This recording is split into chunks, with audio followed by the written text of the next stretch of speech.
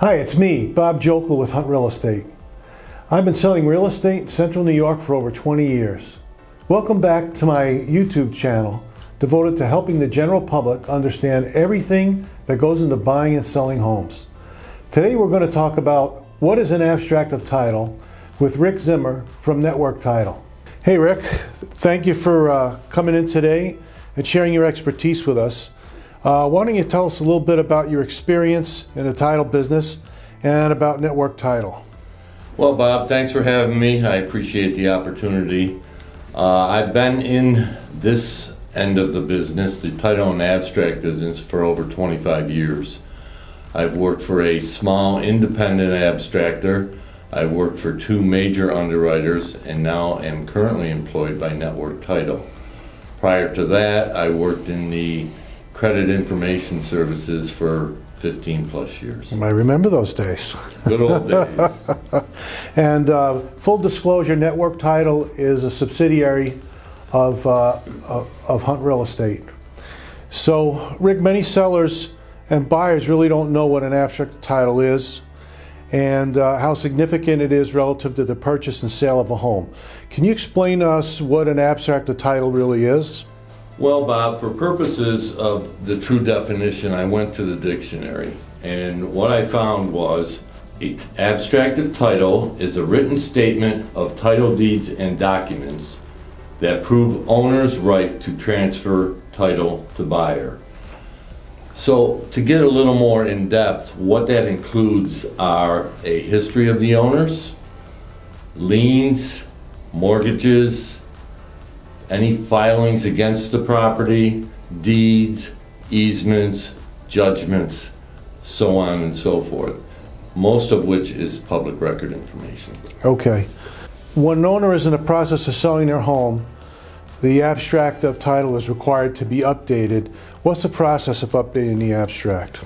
Well, what typically happens, at least through Network Title and the Hunt family, is when the Hunt agent is meeting with the potential seller of the property, we have requested that they fill out a locate sheet. Mm-hmm.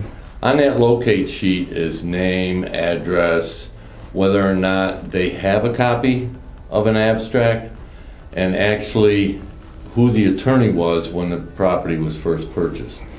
What that allows us to do, if the consumer doesn't have a copy of it, is to go to the attorney who did the original purchase, mm-hmm. or go to one of the other underwriters, one of the other title companies. From that point, once we receive a contract from the agent, we will either update what we have found, or we will in turn start what we call a full abstract. So the one thing that I've noticed over the years is that many homeowners aren't exactly sure what an abstract is. And in many cases, they don't know where the abstract is located. Now, you already explained what Network Title can do to help find the abstract. Can you show, how you have an example of an abstract of title for us? Just happen to have one with me. What this is this is a sample of a Network Title abstract. As you can see, there's a cover which identifies the actual abstract or title company. And along with it, it will list either a tax ID number, and it typically will address the names of the sellers and or buyers. It's also 8.5 by 14, and while our name is on this one, you may have another name of a different abstract or title company on the cover sheet.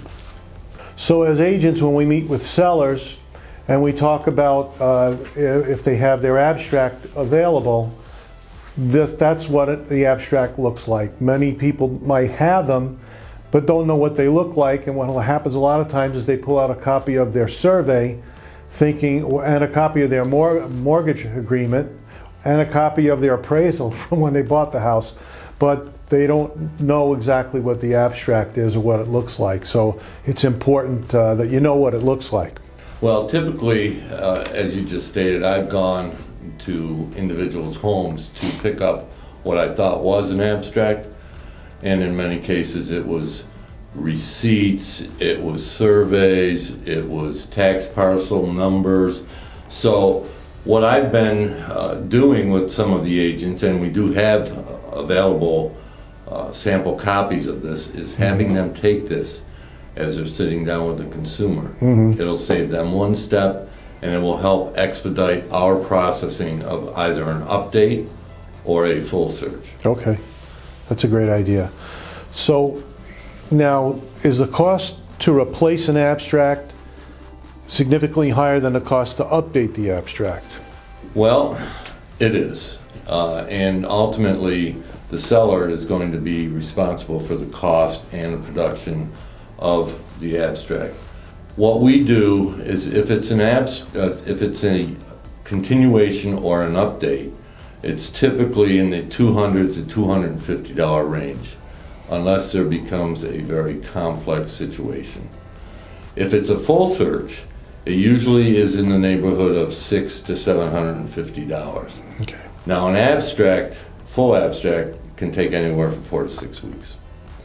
A continuation could take anywhere from 1 to 3 weeks. So not only is there a savings in terms of cost, but there's a savings in terms of time and getting this to the closing table. So it means that the transaction's going to close sooner if it's just an update abstract rather than having to create a whole new abstract from scratch. That's correct. And how far back, when you have to create a new abstract, how many years back do you have to go? Minimum of 45 years. Okay. Or to a warranty deed.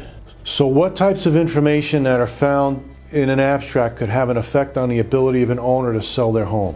Well, when we do either an update or a full abstract, we go and check public records. So public records would include judgments, liens, bankruptcies.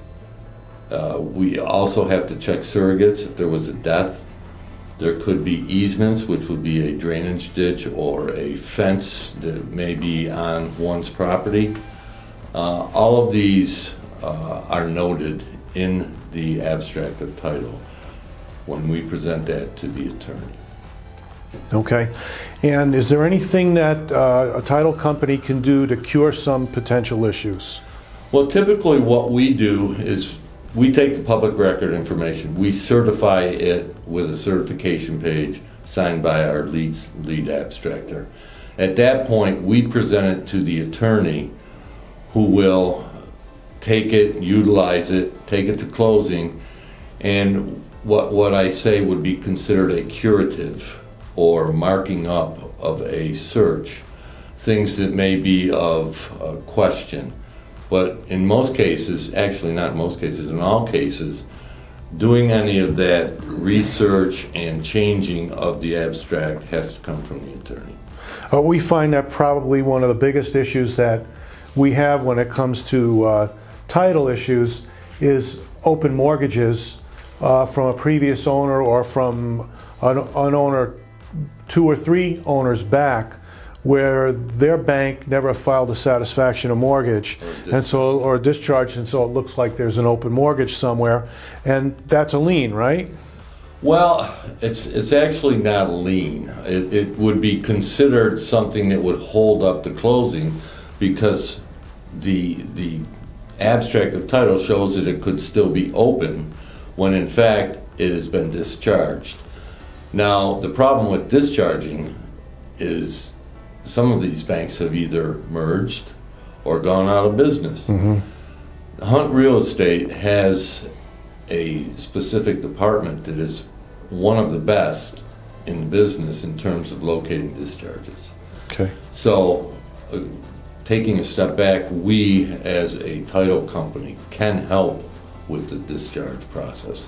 That's probably, as you said, one of the biggest problems in getting something closed. Sure. I had a situation not that long ago where a bank or a lender out of California couldn't be located.